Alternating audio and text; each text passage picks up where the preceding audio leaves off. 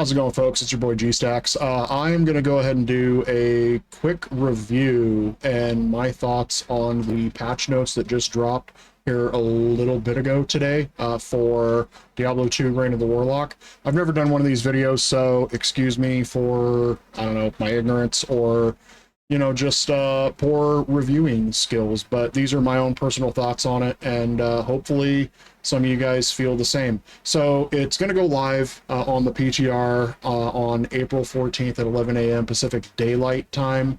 It's going to end 7 short days after. They're only giving us 1 week. It'll end on April 21st at 11 a.m. So they're mostly focusing on the Warlock and the possibility of Sunder Drop changes. So in these notes, you are going to be able to get more Sunders. This is good because the way that they currently have it, it's an absolute bullshit system. I do not like it. I know a lot of other people don't like it. And I am also personally very excited to see that the Warlock is going to be getting hit with a bit of a nerf bat. And first and foremost, I just want to say I'm seeing a lot of these comments on some other content creators' videos that aren't. The comments are being directed towards one content creator in specific, and they're saying some very questionable things, some really fucked up stuff regarding how they are in their personal life.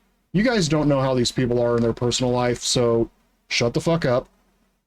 Just take it as it is. You do not need to be making comments about how somebody is on a personal level when you don't know them, regarding their skills as a father, taking care of their children, anything along those lines. Because when it comes down to it, these people that put a hell of a lot more time into this game than I do, and they stream a hell of a lot more than I do, this is literally their job.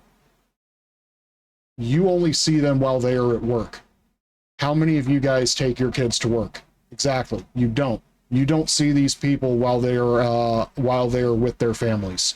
We're only seeing them while they are at work. So judge them based on their work skills, and don't make disparaging comments, because this is how a lot of fucked up rumors get started. So keep it respectful. Don't make comments like that. It's not okay. If I see anybody making comments like that in my community towards anybody else in this community at all, that's it. You're gone. You're banned from my channel. You're banned from my Discord. I don't want you around. I don't need those comments coming through. Just judge each other based on the work that we're doing for our content. That's it. I'm probably going to get a hell of a lot of negative criticism for saying this, but it is what it is. So anyway, I'm just going to do a really quick rundown. You guys can look at the notes for yourself, but yeah, Warlock is getting a hell of a lot of things changed with it. I am definitely very glad about this. Let's see, now max demon count requires base skill point investment to increase its value. Cool. Attack speed bonuses granted by skills are capped at 50% for summon Goatman. That's cool. I feel like they were definitely a little over-capped on that. They were attacking way too fast. Blood Oath, damage transfer stat capped at 50%. Blood Boil, range updated to have 3 distinct ranges based off of thresholds. So level 1 to 4, 5 to 9, and 10 plus. Those are all your different ranges. That's cool. The consume, updated bonuses will provide different values based on game difficulty of the consumed demon when it was bound. Okay. So here's another thing that I really do like that they're changing. Require base skill point investment to bind demons. So level 10 you can only get up to champion, 15 you can only get up to unique, and 20 you can get all the way up to super unique. That's cool. They've got a whole bunch of different bonuses here regarding bind demon that have changed.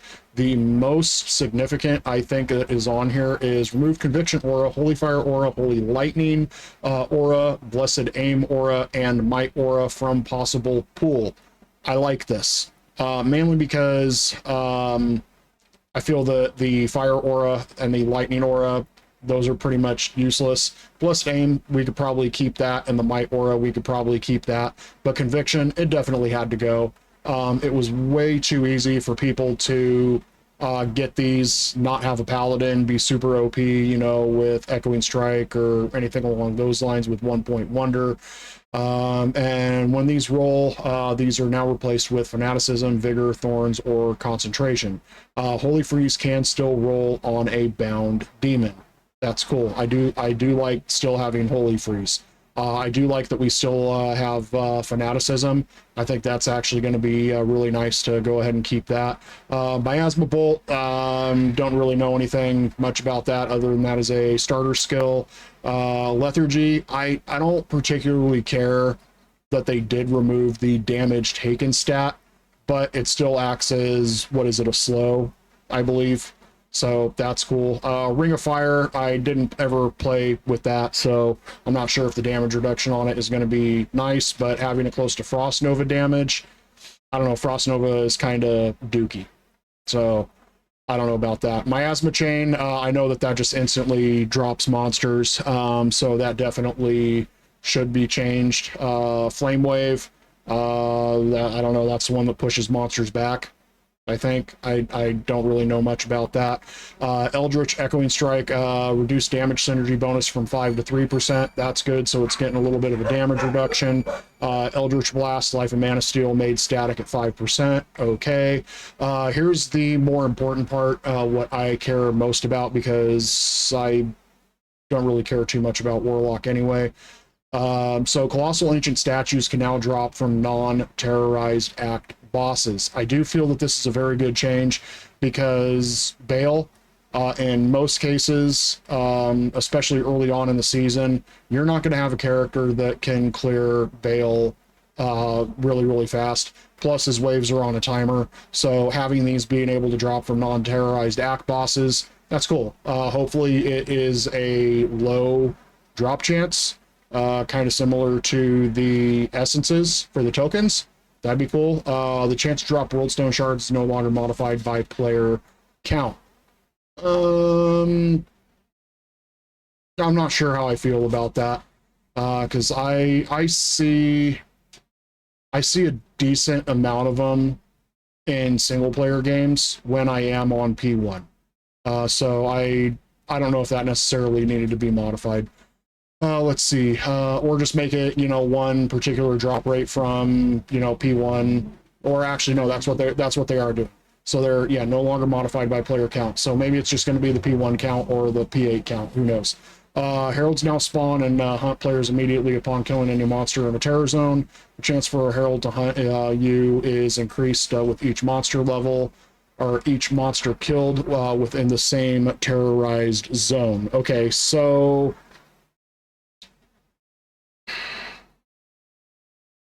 okay. Okay, so it's going to happen a little more often then, getting the heralds. Latent Sunder Charms can drop from any monster, terrorized and non-terrorized, using Magic Find. I do not like the non-terrorized part. Sunder Charms have always been, since day one, have been a part of terror zones. I don't like that they're changing it to non-terrorized, because now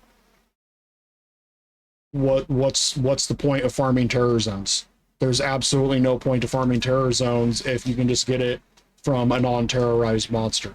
I personally, I don't like that. I mean, it's pretty much making terror zones obsolete, in my opinion. But we'll have to see what happens with the changes on the PTR. The increased chance to drop Latent Sunder Charm now starts at Heralds of Dread Tier 2 instead of Tier 4. Okay, I'm just curious how much increased chance it has. Increased drop chance, or increased chance to drop a Latent Sunder Charm from Herald is no longer heavily modified by player count. Okay. Let's see. If the increased chance to drop a Latent Sunder Charm from Heralds fails to drop a Latent Sunder Charm, there's an increased chance of dropping something desirable instead, like a charm or amulet. So does this mean that we have a more likely chance of getting a Geed charm or a unique amulet like a Mara's or something along those lines?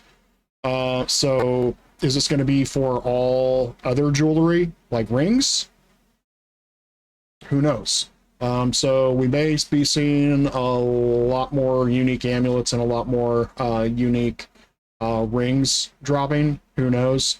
Let's see. Colossal Ancients magic resistance increased from 50 to 75. Okay, so elemental damage, or no, that's just magic. Okay, that wouldn't include elemental. So their magic resistance is going to be a bit high.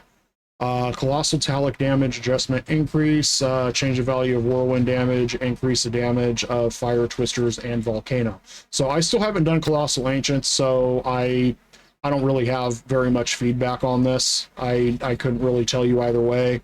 From the videos that I saw, it looked like they were fairly easy. You get a decent smiter in there, you can do it. You have a Echoing Strike Warlock, you're gonna knock them down pretty dang quick. User interface and experience, let's see, reintroduced bindable move directions, WASD. I know a lot of people are going to be happy about this. I do know some people that did want the WASD movement. That's cool. And then we got some bug fixes here.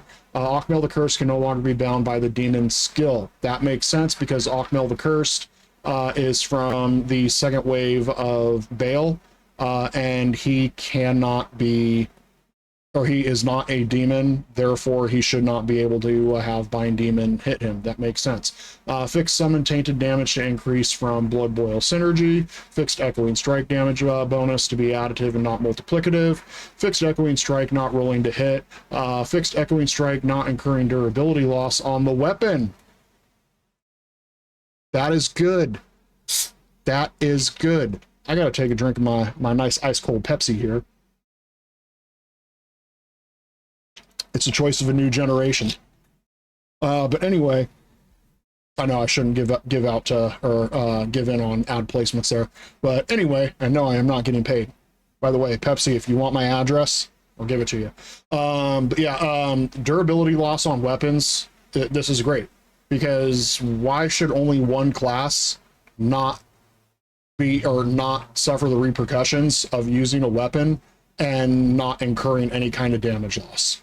I saw that this one was going to happen. It didn't make any sense why Echoing Strike did not cause weapons to lose durability, but I'm glad it's happening. Make them equal with their weapon use to all of their classes. Fix Miasma Bolt so that it no longer double ticks. Okay, that makes sense. Fix Miasma Chains Clouds to not exponentially tick. So it looks like this is probably going to cause the damage to go down on that. That's good. Fix Miasma Chain Clouds to respect next hit delay if they were generated by the same chain. Okay. Fixed Enhanced Entropy so that Abyss Radius, Miasma Radius, and Miasma Duration increases with bonus skill level for breakpoint increases instead of base skill points. A lot of information there. Fixed Bind Demon to not roll a bind chance every 2 frames. Now checks to bind on the 24th frame. Huh. So does that mean that you're not going to have to hit Bind Demon as many times? I'm not exactly sure exactly what that means there. Fixed Western World Shards, or fixing Western World Stone Shards, dropping more often than any other shard types from high-level terrorized monsters. I do feel that I have had an increased amount of these dropping, and I was able to run that act quite a bit. But there you go. Short, sweet, to the point, I hope.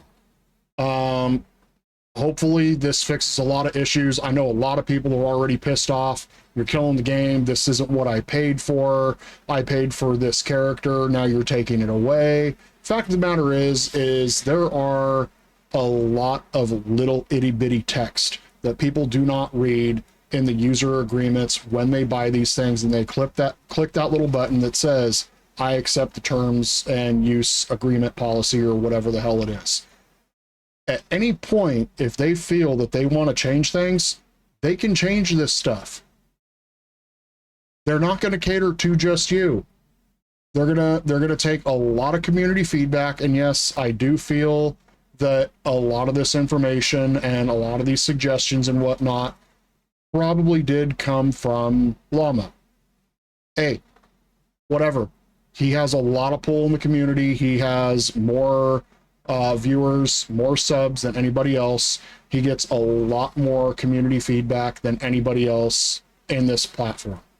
So, hey, it is what it is. You know, they're going to follow the majority of the people and what the majority of the people want. They're not going to go for what all these D4 and D3 players that are fresh to the game, want, where you could just run in, you could smack stuff down really quick, you get the loot, you run out, you do it all over again. This game was meant to be a grind, not to just instantly have everything handed to you and have your hand held and you given all the praise in the world because you did such a big boy job. This game has always been meant to be a grind. So lay off the content creators. Don't attack their personal lives. Don't be a piece of shit. Be cool. Good karma. All that. All right. That's all I got. Take care.